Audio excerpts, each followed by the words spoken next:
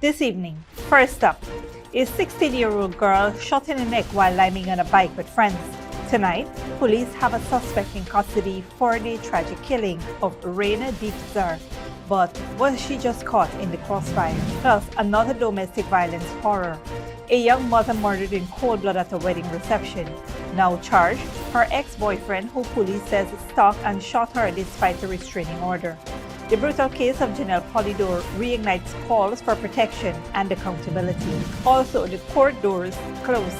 In a rare move, a murder case involving a diamond husband accused of killing his wife will now be heard behind closed doors. Is justice being protected or hidden? Meanwhile, got your ID card? If not, GECOM says you may be left out of this year's election. Officials urge thousands to collect their cards before it's too late. And history made at the UN. A bold legal shift declares that ignoring climate change could violate international law.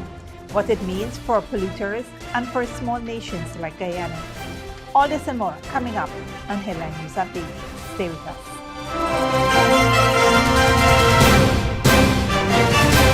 Welcome to this broadcast of Channel 2's Headline News Update for July 24th, 2025.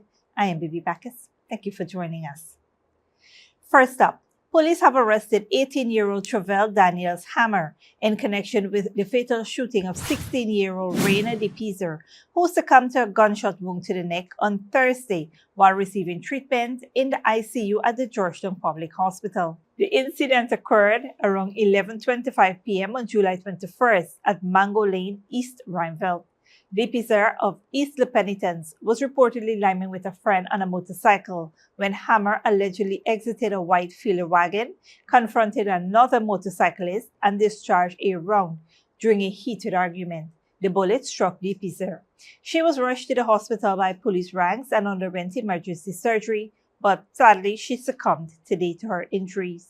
Hammer, an unemployed resident of Trench Road, East La Penitence, was arrested earlier today on Mandela Avenue. Though no firearm was recovered, police swabbed him for gunpowder residue and seized the vehicle. He remains in custody as investigations continue. In other news, Shaka Phillips, known as Concrete Man, was charged with the murder of 26-year-old teacher and mother of three, Jenel Pollydore, in a chilling act of domestic violence that has rocked the Linden community. Phillips, a 21-year-old laborer from Amelia's Ward, Linden, appeared virtually today before Senior Magistrate Rondell Weaver at the Linden Magistrates Court. He was not required to plead, but denied bail and remanded to prison until August 28, 2025 for disclosure. Pollydore was gunned down on July 19th at a wedding reception at the R&R Hotel in Central Amelia's Ward. Phillips, her ex-partner and father of one of her children, allegedly shot her in the face and head after confronting her for not answering his calls. Eyewitnesses said he opened fire during a heated argument, chased her as she tried to flee, and shot her again before escaping. Police arrested Phillips the following day. He has since confessed to the killing, saying he became enraged after seeing Pollydore speaking with another individual. He told investigators he discarded the weapon in the Demerara River. Pollydore had reportedly ended the abusive relationship and obtained a restraining order, but family members said Phillips continued to stalk and threaten her. Her repeated reports to the police were allegedly ignored, raising serious concerns about the protection of domestic violence victims. Her brutal killing has reignited calls for systemic reform and real action to protect women from abusive partners. Advocates urge anyone experiencing domestic violence to call the Ministry of Human Services 914 hotline for help. Moving on. In a case that has stirred widespread public interest and sparked calls for transparency, the Diamond Magistrates Court has taken the step of closing the preliminary inquiry into the murder of Kenny Chavon to the public and press. The court's decision is aimed at safeguarding the rights of the accused Marlon De Silva, who shot and killed his wife. Magistrate Delon Best has ruled that the preliminary inquiry into the murder charge against Marlon De Silva will be held in private, excluding the media and general public, to safeguard the accused's right to a fair trial. 32-year-old De Silva is accused of fatally shooting his 27-year-old wife, Kenesha Vaughn, during a heated argument in February. He appeared at the Diamond Magistrates Court on Tuesday, represented by attorneys Glenn Hanuman and Everton Singlami. Citing sections 62 and 63 of the Criminal Law Act, Magistrate Best agreed with the defense's concern that public proceedings and media coverage could prejudice the accused, especially ahead of a potential jury trial. He emphasized that preliminary inquiries involve untested evidence and are not full trials. While the court acknowledged the media's role in promoting transparency, it said that the principle of open justice is not absolute and that protecting the integrity of the committal process takes precedence in this instance. The court said it may consider limited public summaries if the prosecution applies for such disclosure. Family members of the accused and victim, excluding witnesses, will be allowed to attend the closed hearing. Special Prosecutor Nigel Hughes had objected to the application, urging for public access and transparency. However, the court sided with the defense, which expressed concerns over intense public scrutiny, protests, and social media commentary surrounding the case. Vaughn, a mother of one, was fatally shot, reportedly 12 times by De Silva, during a heated argument at their Diamond East Bank Demerara home on February 23, 2025. Police said De Silva, who was heavily intoxicated with a blood alcohol level of more than twice the legal limit, called the authorities after the shooting. Vaughn died at the Diamond Hospital while receiving treatment. Investigators recovered 12 casings and bullets from the scene. Stick around when we return. GECOM urges voters to uplift national identification cards ahead of election. And Ghana applauded for leading Global Biodiversity Summit to combat nature loss.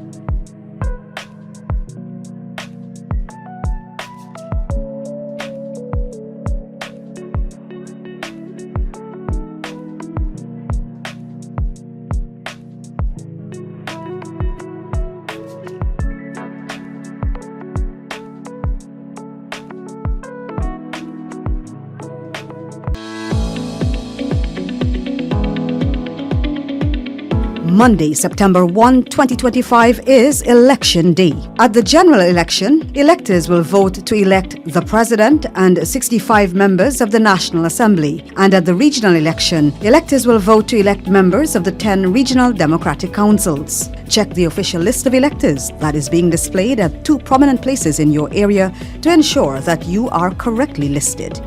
It is your constitutional right and your civic duty to vote at the upcoming general and regional elections, providing you are listed in the official list of electors.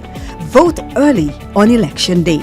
For more information, contact the GECOM on 2250-27729 or visit www.gecom.org.gy. Speak clearly with a gift of sight from Modern Optical Services. Let our professional team examine and prescribe what's best for your eyes. Common smiles make fashionable faces. See us for a full line of optical services, including brand name and prescription eyewear.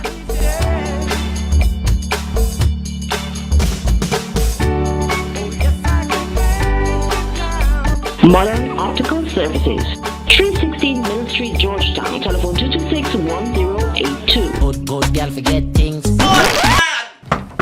What's the problem, Granny? I want money for borrow for those surgery. I was dancing and I fall and fracture my hip. If you need some quick money, you should check Lender's Jewelry and Pawn Shop. Lender's Jewelry and Pawn Shop, lot 238 South Road Border, Georgetown. Get jewelry made to order in just 72 hours. We also accept vehicles. Lender's, best rates, longest payback period. Boys, I get through. Plus, I could dance again.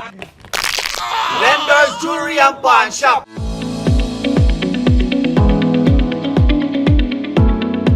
Hi, Miss Shirley. Miss Shirley, help me out now, please. Why everyone telling me I must exercise my right to vote? Need that time for that? Why must I vote? Why must you vote? That is your constitutional right and civic duty, my child. Besides, think about this. Government officials make decisions that affect the well-being of you, your family, and community. By voting for a party of your choice, you will be electing the people who will be making these very important decisions. If you don't vote, then you will allow the people who vote to choose government officials without your input. Those others may not share your views about issues that matter to you. Wait. Is so much voting means to me? And I playing the fool? I definitely gonna vote on election day. For more information, contact the GECOM on 225-02779 or visit www.gecom.org.gy.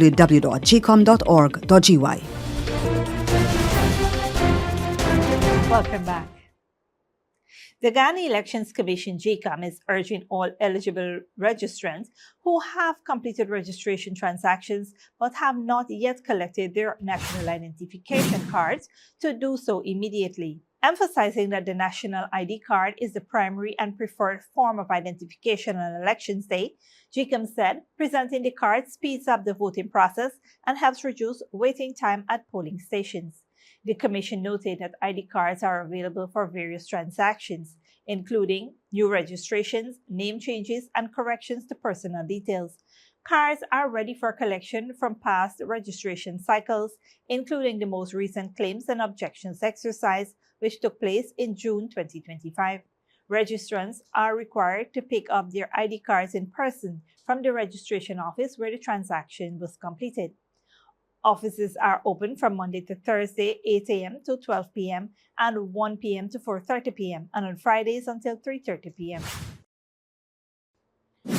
Moving on, Ghana has earned international praise for its leadership in hosting the inaugural Global Biodiversity Alliance Summit, which opened on Wednesday at the Arthur Chung Conference Center in Lilliandale. The three-day summit brings together world leaders and key stakeholders in a unified effort to address the urgent issue of biodiversity loss. Participants are exchanging ideas and developing strategies to protect 30% of the planet's land and oceans by 2030. In a virtual address, Sakele Shilichana, head of science, policy and governance at the UN Convention on Biological Diversity, hailed the summit as a critical catalyst for reversing global biodiversity loss. She emphasized the importance of turning commitments into real, people-centered actions. Matthew Swift, president and CEO of Concordia, also commended President Dr. Mohamed Irfan Ali for his practical and inclusive approach to environmental protection, highlighting Ghana's strong role in regional initiatives such as the Concordia Amazonia Summit. The summit aims to promote knowledge sharing, highlight the connection between climate change and biodiversity, and encourage innovative financing to support sustainable environmental solutions. In other news, Ghana has officially launched the 9-valent human papillomavirus vaccine as part of a nationwide initiative aimed at preventing cervical and other HPV-related cancers. The launch, supported by the Pan American Health Organization and held at the Diamond Regional Hospital, marks a significant milestone in the country's public health efforts. Minister of Health Dr. Frank Anthony hailed the move as a historic step in safeguarding future generations. The vaccine, which protects against 9 strains of cancer-causing HPV, is now available free of charge to children aged 9 to 15 and adults aged 16 to 45. Through PAHO's strategic fund and a partnership with vaccine manufacturer Merck, Ghana secured the vaccine at a significantly reduced price compared to its usual market value. The country has already increased HPV vaccination coverage from 17% in 2020 to 71% in 2024 and aims to reach the World Health Organization's 90% target. Cervical cancer is the second most common cancer among women in Guyana, with around 129 new cases annually. PAHO Director Dr. Gerbas Barbosa lauded Ghana's leadership, noting the country is among the first in the region to introduce the 9-valent vaccine as part of its broader cancer prevention strategy. Don't go after the break. India and UK to sign landmark trade deal. And in landmark opinion, the UN court says climate change is an existential threat.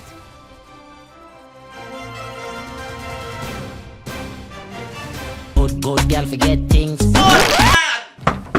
What's the problem, Granny? I want money for borrow for those surgery. I was dancing and I fall and fracture my hip. If you need some quick money, you should check Lender's Jewelry and Pawn Shop. Lender's Jewelry and Pawn Shop, lot 238 South Road Border, Georgetown. Get jewelry made to order in just 72 hours. We also accept vehicles. Lenders, best rates, longest payback period. Boys, I get through. Plus, I could dance again. Lender's Jewelry and Pawn Shop. Sneakily with a gift of sight from Modern Optical Services. Let our professional team examine and prescribe what's best for your eyes. Common smiles make fashionable faces. See us for a full line of optical services, including brand name and prescription eyewear.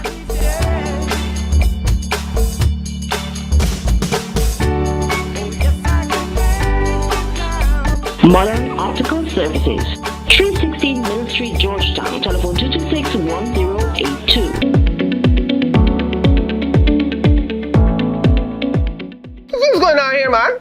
Why do the two of y'all look so gloomy? Uncle Joe, you know thief man been in the house and thief all we valuables, including the ID card. Now election come wrong and we want to go vote. We ain't get no ID card to identify ourselves. No, we can't go vote. Well, you need to apply to GECOM to have your ID cards replaced. But you need not worry that you won't be able to vote because you don't have your ID cards. GECOM has put other measures in place to accurately identify voters like you who may not have the ID cards. But how they gonna do that? How they gonna know is we name on the list if we don't have ID to prove it? In addition to your ID card, voters can present their valid passports or valid driver's license if they have these. Really? But further, GECOM has placed your photograph alongside your name on a folio which will be at the polling station. And if you go to the polling station without a photo ID, you will be asked to state your name and address. The elections official will look at your face and then compare it with the photo alongside your name on the folio to confirm that they are the same. Then you'll have to answer some questions to verify your identity. If the election official is satisfied that you are the person who you claim to be, you will be allowed to vote after taking an oath of identity. So you get to vote? For more information, contact the GECOM on 225-02779 or visit www.gecom.org.gy.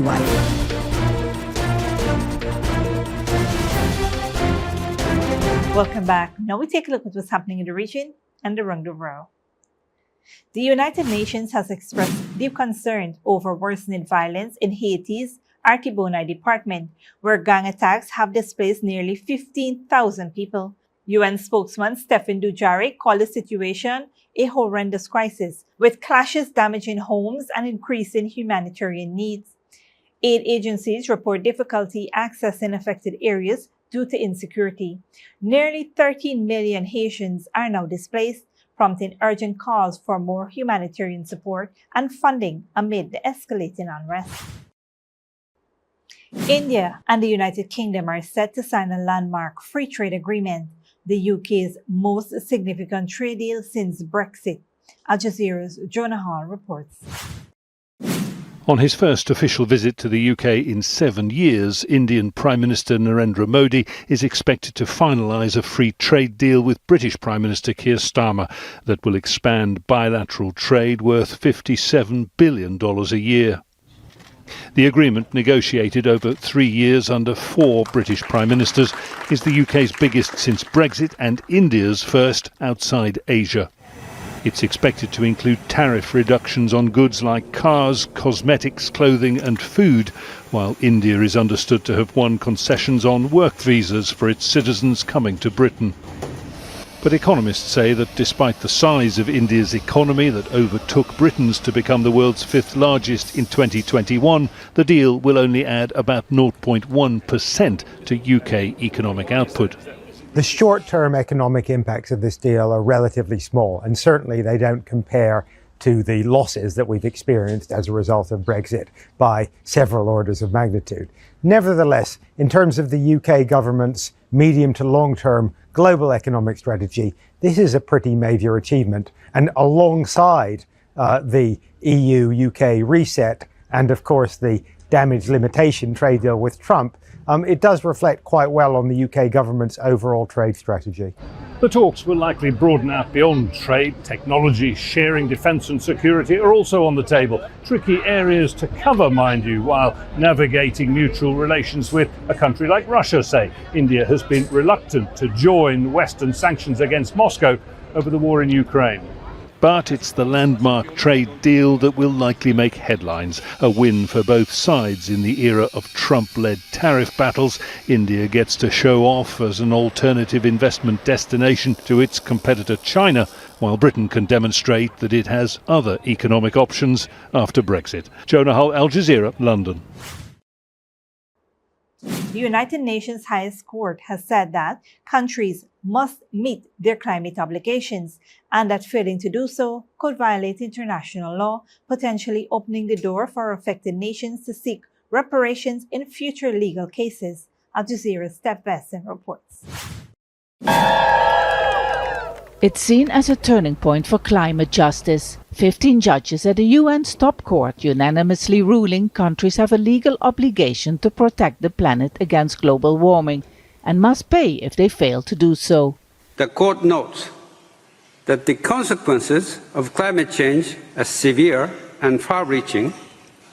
They affect both natural ecosystems and human populations. These consequences underscore the urgent and existential threat posed by climate change. The case was initiated by law students from the Pacific island of Vanuatu, where coastal areas are increasingly flooded due to sea level rises and communities often must relocate after severe storms.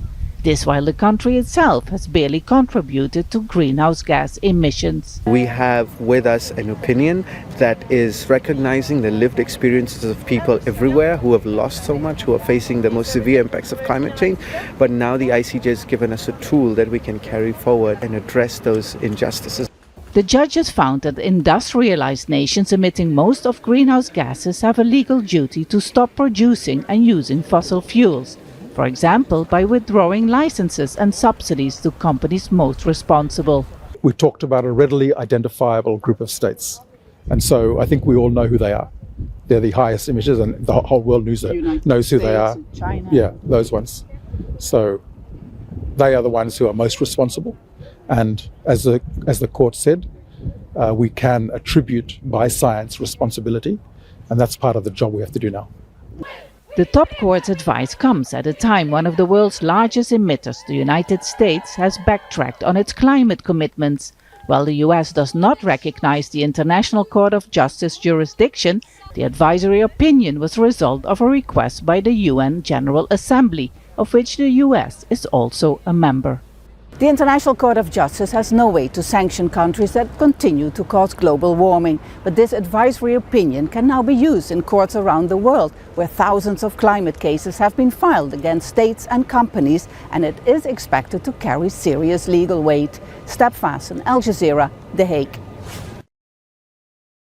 Al Jazeera's investigative unit has obtained secret phone recordings of former Bangladeshi Prime Minister Sheikh Hasina, revealing her orders to use lethal force against student protesters during the 2024 uprising. Al Jazeera's William Thorne reports.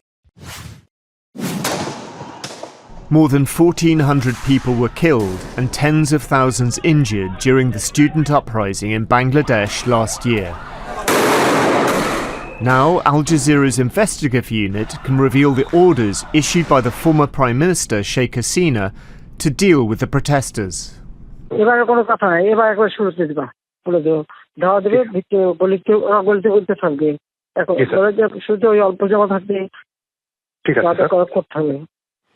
another call, recorded by her own intelligence agency, she spells out how helicopters are used against the protests.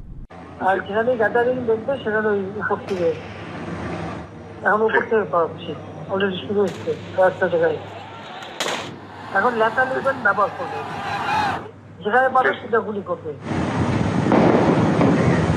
There was a code name of the operation that is called Operation Clean Down. By using drones, where the maximum number of protesters are gathered, and then they send the helicopters there to kill them. Al Jazeera also exposes efforts by the state to cover up the killing of student Abu Saeed. The video of his killing went viral. He became the face of the uprising. Police tried to blame his death on protesters. Police ফেসে যাচ্ছে যে police গুলি করে মেরে ফেলছে। Report আমাকে 5 বার লিখতে হয়েছে। আমি প্রতিবার রিপোর্ট লিখি, জমা দিতে যাই, পুলিশের মনোপুত হয় না। Secret phone recordings show how a powerful minister intervened. Body postmortem করা হয়েছে তো রংপুর মেডিকেল করেছে, আমাদেরকে পোস্টমর্টম রিপোর্ট দিতে সময় লাগবে কেন? যদি করে থাকে লুকিচুরি কে খেলতেছে? রংপুর মেডিকেল। আমার যেটা মনে হয়েছে যে এটা সরকারের সর্বোচ্চ মহল থেকেই আবু সাইদের রিপোর্টকে টেম্পারিং করার সর্বোচ্চ চেষ্টা করা হয়েছে। Hasina, who resigned and fled to India, is facing charges of crimes against humanity in Bangladesh. The former Prime Minister says she never ordered the use of lethal force against protesters and disputes the authenticity of the call, and that Abu Said's death was under investigation. These recordings from her own surveillance network may become crucial evidence. Will Thorne, Al Jazeera. This brings us to the end of our regional and global news coverage. Up next is the 3-to-8 forecast.